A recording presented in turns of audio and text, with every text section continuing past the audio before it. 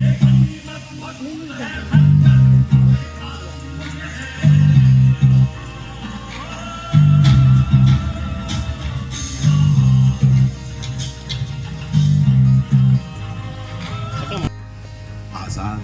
अक्सर कहा करते थे, अंग्रेजों की गोलियों का हम सामना करेंगे। हम आजाद थे, आजाद हैं, आजाद भी रहेंगे।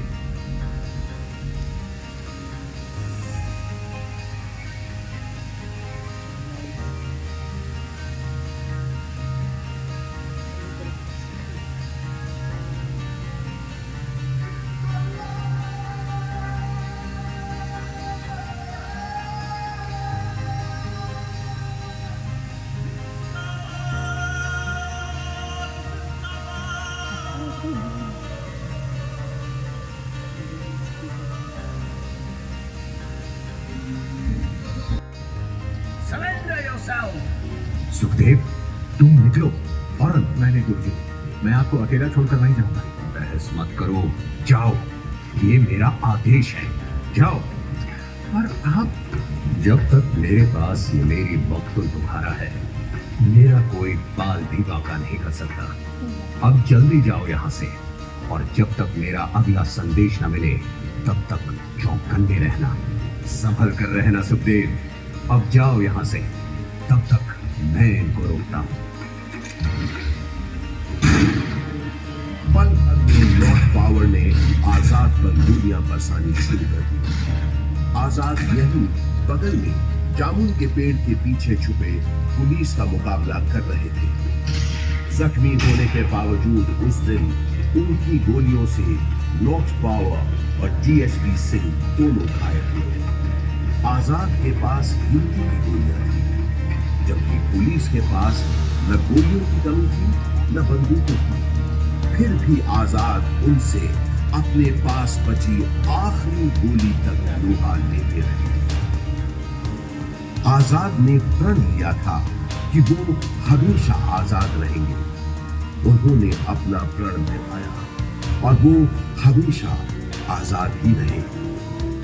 उन्होंने अपने पास बची आखिरी गोली से अपने प्राण न्योछावर कर अपनी प्यारी मातृभूमि के लिए आत्म बलिदान दे दिया। स्वतंत्र भारत का सपना अपने दिल में लिए वो शहीद तो हो गए, लेकिन हिम्मत और बहादुरी की मिसाल चंद्रशेखर आजाद हमारे दिलों में हमेशा के लिए अमर हो गए। न्यू गोथिक शैली की छतरी या कैनोपी का निर्माण सन 1905 में हुआ था और इसी कैनोपी में उनकी 7.5 फुट मूर्ति का अनावरण अगले साल 1906 में हुआ। आजकल वो मूर्ति लखनऊ म्यूजियम में रखी है। आपके ठीक पीछे इसी विक्टोरिया मेमोरियल के बगल में अंग्रेजों ने एक बैंड स्टैंड भी बनवाया। उस जमाने में ब्रिटिश सरकार अंग्रेजों के साथ साथ चंद्रशेखर आजाद, भारत के स्वतंत्रता संग्राम में इनका अभूतपूर्व योगदान रहा है। मशहूर क्रांतिकारी दल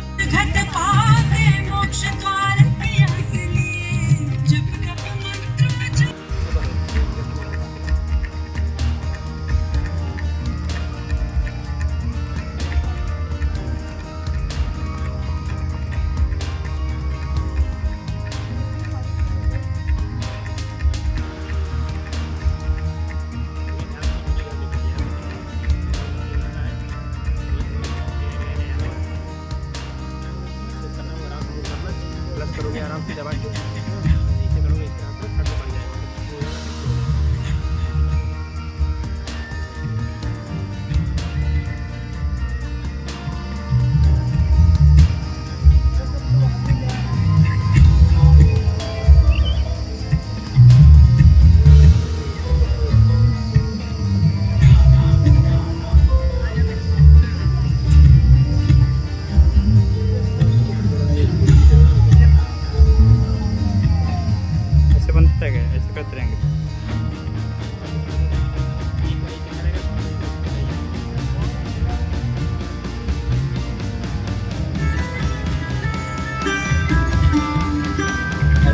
वीडियो में फर्क नहीं पड़ेगा? ऊपर नीचे करेंगे वीडियो को देखेंगे पड़ेगा।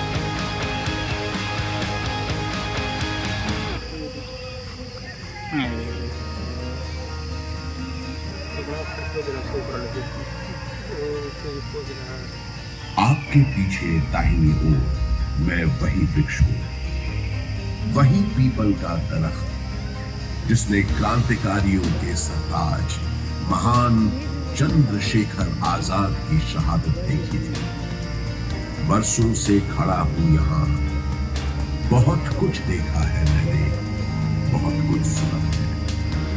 उन परिंदों से जो मेरी शाखों पर अपना डेरा बसाते हैं, उन हवाओं से जो दूर दूर की खबरें लेकर आती हैं, अपने इन बरसों पुरानी जड़ों से जो जमीन के भीतर दफन हजारों बरस पुराने किस्से और कहानियां खोज लाती है और मुझे सुनाती है। उन्हीं किस्से कहानियों के जमघट में छुपी एक कहानी मैं आज आपको सुनाता हूं।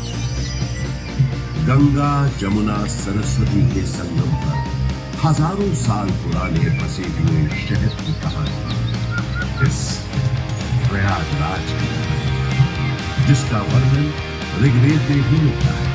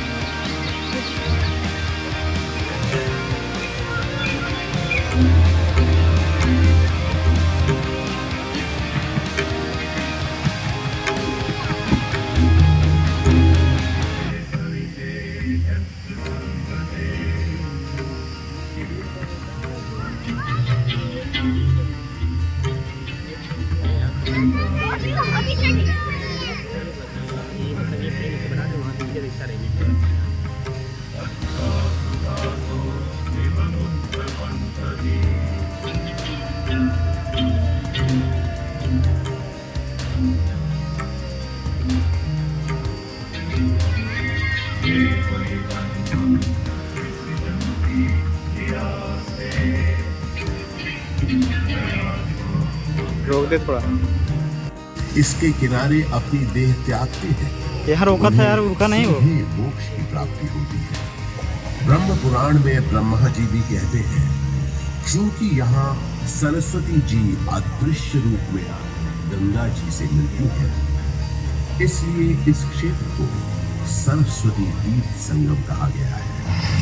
बृहन्नारदीय पुराण में भी एक प्रसंग मिलता है कि एक बार जब देवर्षि नारद ने ब्रह्मा जी के पुत्र सनक जी से पूछा कि कौन कर रहा है बात? तीर्थ कौन सा है, तब उन्होंने बताया कि समुद्र पर्यंत पृथ्वी पर जितने पुण्य क्षेत्र विद्यमान हैं, उनमें प्रयाग नामक तीर्थ सबसे उत्तम है।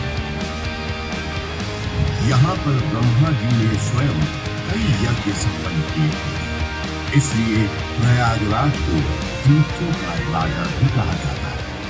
तो ऐसे पावन तीर्थ पर बसा है हमारा प्रयागराज। ये उन 4 शहरों में से ही एक है जहां विश्व प्रसिद्ध कुंभ मेले का आयोजन होता है। चलिए आज मैं आपको इसी से जुड़ी एक पौराणिक कथा सुनाता हूं। समुद्र मंथन के समय जब अमृत कलश प्रकट हुआ, तब देवताओं और असुरों में उसे पाने के लिए भयंकर युद्ध हुआ। ये देखकर गरुड़राज सुरक्षा के विचार से इस अमृत कुंभ को लेकर क्षीर सागर की ओर को चले। कहते हैं उनकी इस यात्रा के दौरान पृथ्वी पर 4 जगह अमृत की कुछ बूंदें छलक कर गिर पड़ी और इन बूंदों से उन नगरों की नदियों के पानी में अमृत जैसे गुण आ गए। यही कारण है कि इन 4 नगरों में हर 12 वर्षों पर कुंभ का पर्व मनाया जाता है। लाखों श्रद्धालु साधु संतों के सैकड़ों अखाड़े गंगा जी में स्नान करने आते हैं, संगम किनारे सत्संग करते हैं, धूम लगाते हैं।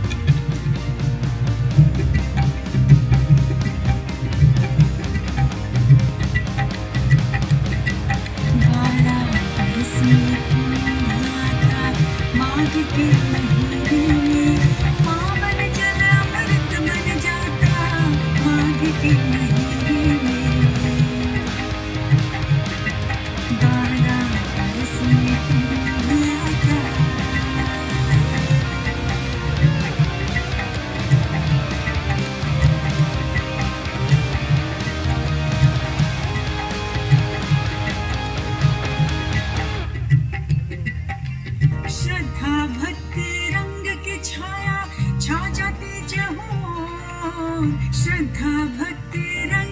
छाया छा जाती जहाँ, संतों का डेरा सज जाता माघ के महीने में, 12 बरस में कुंभ आता।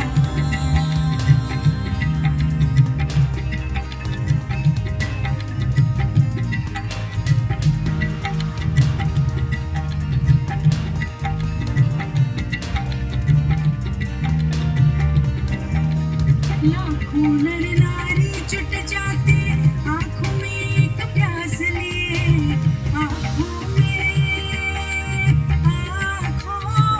पब्लिक एसोसिएशन को हिंदुस्तान सोशलिस्ट रिपब्लिक एसोसिएशन के नाम से न सिर्फ उन्होंने पुनर्गठित किया, बल्कि भगत सिंह, राम प्रसाद बिस्मिल, अशफाकुल्ला खान जैसे अनेक क्रांतिकारियों को उसमें शामिल भी किया।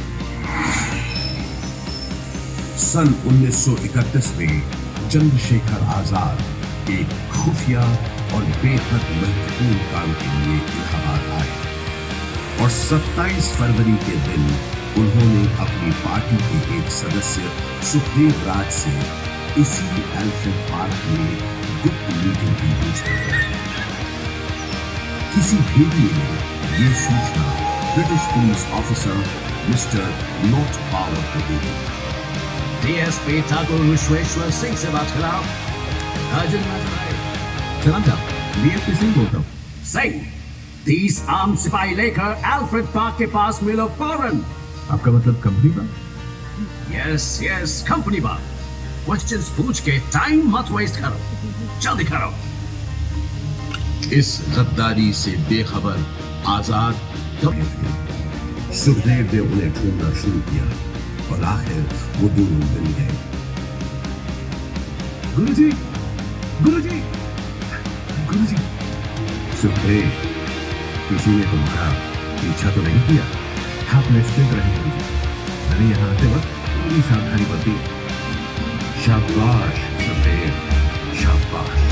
मैं भी तुम्हें चाहता हूँ कि तुम और तुम्हारे 4 बार विश्वास पात्र साथी आजाद और सुखदेव की बातचीत शुरू हुई। ज्यादा दूर नहीं हुई कि नॉर्थ पावर 30 राइफलधारी सिपाहियों के साथ यहाँ पहुंच गया। Mr. Chandrasekhar Tiwari, you have been surrounded by police. समय यहाँ रात्रि निवास किया था।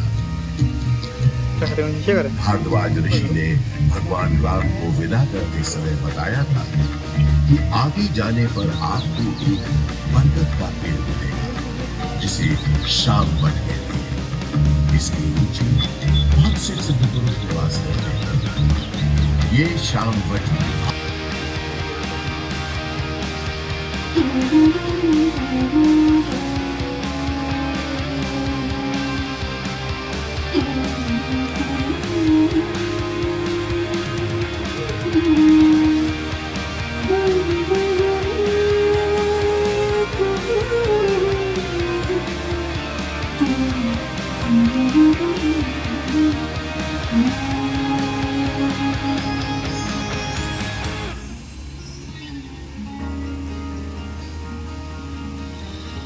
मूलं विष्णु स्वयं साक्षात् स्कन्धा लक्ष्मी स्वयं शुभा।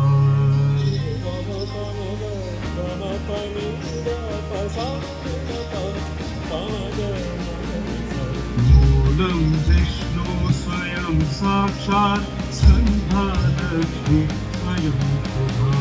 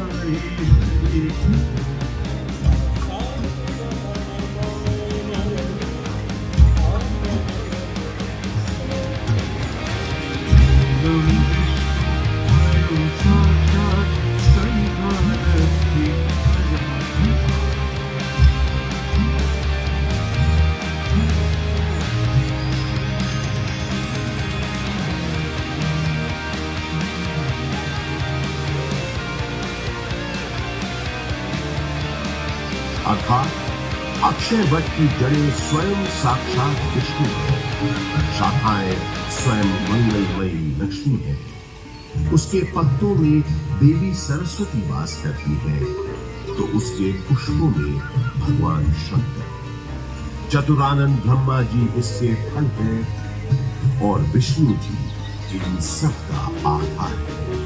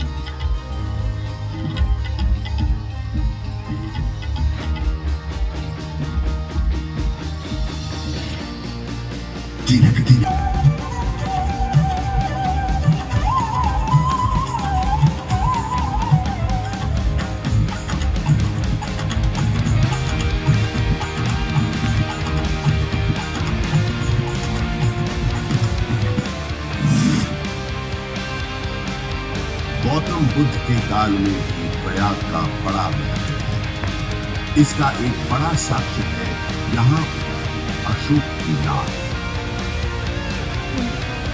सम्राट अशोक का संदेश तो इस स्तंभ पर अंकित है कि अंत में सम्राट अशोक का ये स्तंभ उस किले का हिस्सा बन गया जिस किले का निर्माण संगम के किनारे मुगल बादशाह अकबर ने करवाया था। बुद्धं शरणं गच्छामि, धम्मं शरणं गच्छामि, संघं शरणं गच्छामि।